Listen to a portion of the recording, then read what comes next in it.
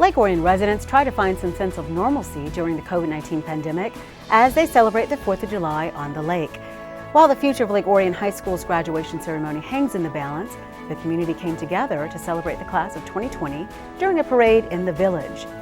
Lake Orion Community Schools announced the selection of a new superintendent at a recent meeting following the departure of beloved Superintendent Marian Janopoulos.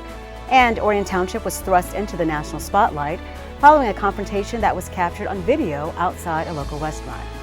Hello everyone, I'm Stacy Calloway. I'll have these stories and more on this edition of ONTV News.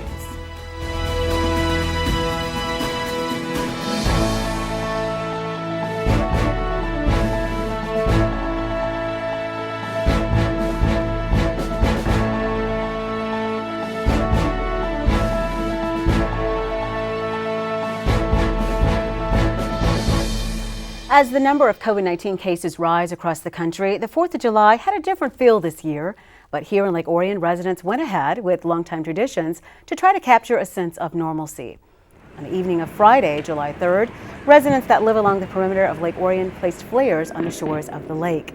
The annual event began 75 years ago to celebrate the end of World War II. In the weeks leading up to the event, lake residents purchased the flares, which act as a fundraiser for the Lake Orion Lions Club. It's estimated that between 4,000 to 5,000 flares were sold. Residents ignited the flares precisely at 10 p.m. The display lasted approximately 30 minutes, creating quite the spectacle. The COVID-19 pandemic combined with road construction on M24 threatened to cancel Lake Orion's annual 4th of July fireworks show. As a matter of fact, the Lake Orion Fireworks Association announced the cancellation of the popular event, but a member of the Lake Orion Boat Club organized a GoFundMe effort back in May. With the blessing of the Lake Orion Village Council, enough money was raised to allow Ace Pyro to return to the lake for a more subdued show on the condition that it wasn't widely promoted.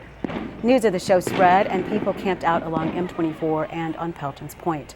Greens Park was closed to the public. The first firework was launched from a barge on the lake just after 10 p.m. The show ran approximately 20 minutes and concluded with an impressive finale.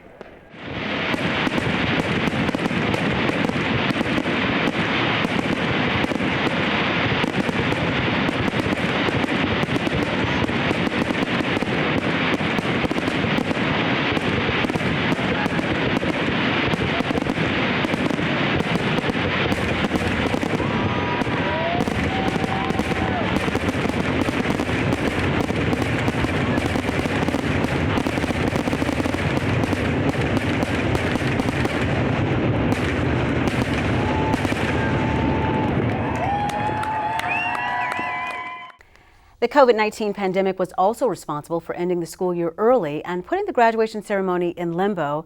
As the district tries to work out plans for commencement, the community decided to throw a celebration on their own. On Saturday, June 27th, the streets of downtown Lake Orion were closed to traffic for the 2020 Lake Orion High School Grad Parade. Retired Police Commander Dave Mercu led the parade in the department's 1941 Ford police car with Chief Harold Rossman on foot. Approximately 60 cars made their way down Flint Street, turning left on Broadway toward Children's Park. Steve and a few other friends of mine, we were talking and just really were thinking about, okay, how do we honor these kids and then bring people downtown?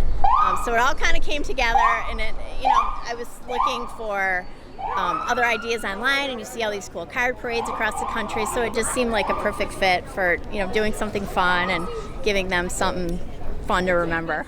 For me, we need to celebrate these kids because these kids are going to go on to get their careers. You saw the last grad, he's going in the Air Force, so for us not to say something or acknowledge them is disrespectful in my opinion. So I'm very glad the turnout, and you saw the pride on people's faces. You saw the community members come together, and you saw how proud the parents were, and just imagine them having the idea that they couldn't do this with them. What would that take away from the parents, and what is that message to the kids that you spend 12 years in school and you don't get a reward? Okay, so we're not gonna dismiss them. We're gonna congratulate them, and we're gonna celebrate you. And that's what this event was about today. The parade was made possible thanks to the support of local businesses, the police department, parents, and of course the graduates who came together through word of mouth and a Facebook group. The idea came about following a shortened school year impacted by the COVID-19 pandemic, which included the postponement of the graduation ceremony. We spoke to some of the graduates who took part in the parade. Talk to me, Jacob, about how did it feel, when the pandemic first occurred, where your classes, the whole school year was abruptly shortened. How did you feel? It was kind of surprising. I remember waking up, getting ready for school, just to be told there was no school anymore. So it was kind of a shock and a surprise because it happened so suddenly. Talk to me about when you first found out that they were going to do the celebration today. What were your thoughts? I was excited. It was nice to get to see everyone one last time. We're still hoping for an in-person graduation ceremony, but you never know. So this was nice. I think it was really amazing. We didn't really get a lot from anything so far just because of obviously everything that's going on. And I think this really helped bring us all together and give us something that we really deserved for all of the hard work that we put in throughout our entire school year. I feel like it was, again, amazing, and I enjoyed seeing all my friends that I haven't seen since school ended, and it was just a lot of fun, the whole community coming together and seeing everyone around. It was a great experience. It was a lot of fun because we missed out on a lot of stuff like prom and everything else, so this was definitely fun to make up for it. It was really refreshing. Got to see a lot of people who we haven't seen in a while. There was a lot of talking about everything that went on, how we missed out on a lot. It was just a real good event for the community to get out and all that stuff, just to celebrate us, because we really did miss out on a lot, and it was a shame. It was fun. I actually wasn't thinking of coming here at first with everything going on, but then some friends wanted me to come, and they came. It was pretty fun, actually. And do you think that they should carry a tradition like this every year? With everything going on, maybe they should. I don't know if later in the future everything's going to be better and we get a normal graduation and stuff like that, but it's kind of fun to do it before the whole big thing. Lake Orion Community Schools experienced a tumultuous school year, to say the least, and nobody could have foreseen the crisis when Superintendent Marian Giannopoulos announced her retirement prior to the start of the school year, forcing the district to search for her replacement during the pandemic. The school board narrowed their list of candidates down to 6, and after several interviews over the course of multiple televised special meetings, the field was whittled down to 2. The final interviews took place via Zoom during a special meeting on Monday, June 22nd. As the board hears from each candidate and weighs this critical decision, it will be doing so through the lens of the candidate profile that was developed with considerable input from our stakeholders. Our intent is to identify the candidate that best fits this profile, which board members have at hand. Audience feedback may be submitted through an online form found on the district's homepage. Although the task of choosing our next superintendent is the responsibility of the Board of Education as representatives of our community, we value and consider the input of our stakeholders in the process. On Wednesday, June 24th, Superintendent Giannopoulos attended her final Lake Orion School Board meeting, again via Zoom, as her colleagues wished her well. Giannopoulos capped off a 50-year career in education, beginning a stint as superintendent of Oxford Schools in 1993. After retiring in 2000, she was selected to act as interim superintendent with Lake Orion Community Schools to fill in for outgoing superintendent Ken Gutman in 2010. In early 2011, the board voted to extend her contract.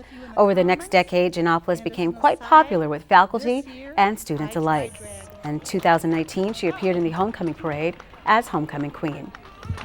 Mrs. Giannopoulos is currently wearing the 2019 Homecoming Queen crown and sash, which we will be giving to our newly appointed queen on Friday night.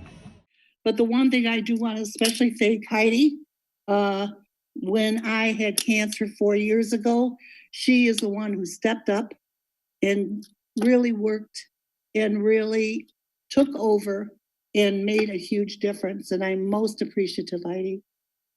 In closing, I want to thank the board, this board and previous boards that I've worked with, for your support throughout these past years.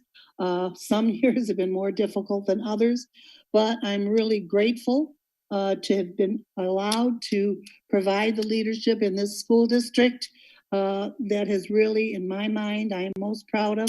I think we have done some amazing things, and it's as a result of the support of the school board and those who have come before you. So with that, I say goodbye, and no 783 board members meetings. Good luck, Rec. Thank you. During the regular school board meeting on June 29th, the board announced their selection for the new superintendent following a unanimous 7-0 vote. Benjamin Kirby comes from South Orion Community Schools, where he acted as Assistant Superintendent of Administrative Services. His official start date was announced as July 20th, 2020. Ben Kirby is Superintendent of Lake Orion Community Schools, pending board approval of a contractual agreement and pending approval of a contractual agreement and authorize the President of the Board to initiate negotiations with Mr. Ben Kirby regarding the contractual agreement governing his employment. Thank you. Is there support? 100% support. Thank you, sir. Any discussion? Any further discussion? Hearing none. Julie? Mr. Buckey? Yes. Mr. Dracos? You're muted. Yes. Ms. McQuiston? Yes. Ms. Mermel? Yes. Mr. Singer? Yes. Mr. Taylor? Yes. Mr. Weedman? Yes.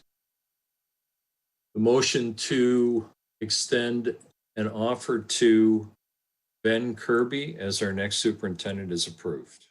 We here at ONTV would like to wish Marion Giannopoulos the best of luck as she enjoys retirement for the second time, and we're looking forward to working with Benjamin Kirby in his new position. Since the start of the statewide shutdown, Orion Township has been forced to cancel virtually all of its planned community events. After restrictions began to ease up in June, the township decided to move forward with their first major event since March. On Saturday, June 20th, more than a dozen vendors set up shop in the parking lot of the Orion Center for Orion Township's annual community outdoor garage sale. Due to the COVID-19 pandemic, it was the first time since March the township was able to host an event for the public. Of course, precautions were put in place. The number of usual vendors was cut in half to allow for social distancing. Vendors were allowed to park their vehicle next to their allotted space, which provided a buffer. Isn't this marvelous to actually have an outdoor event? I think this is one of the first in Orion Township. At least it's the first for Parks and Rec. We are so glad we could make this happen. I've had a lot of customers walk up just thanking me that I didn't cancel it, that we were able to modify the program and offer it to the community this year. In addition to the garage sale, the Orion Township Farmers Market took place simultaneously, giving shoppers a chance to pick up some honey and fresh produce. Besides the garage sale today, we added our farmers market that is open weekly on Wednesdays from 4 to 7 and Saturdays from 9 to 3. So here they are on the same day as our garage sale. We got lots of business. The vendors are expanding in the market. We started out a little small. We are happy to say that Scott's Farm is here with fresh produce and vegetables and flowers, which is a fabulous addition to the market. And from 11 a.m. to 1 p.m., Shredded was on the grounds to take sensitive documents and shred them for recycling. Shredded is a company that shreds confidential documents, HIPAA, anything with any personal information on it, and we shred it down to NAID's satisfaction, down to about maybe a dime or nickel-sized piece of paper. Then we take it and recycle it. Talk about the importance of shredding important documents versus throwing them in the trash. Well, if you throw them in the trash, your information could get linked.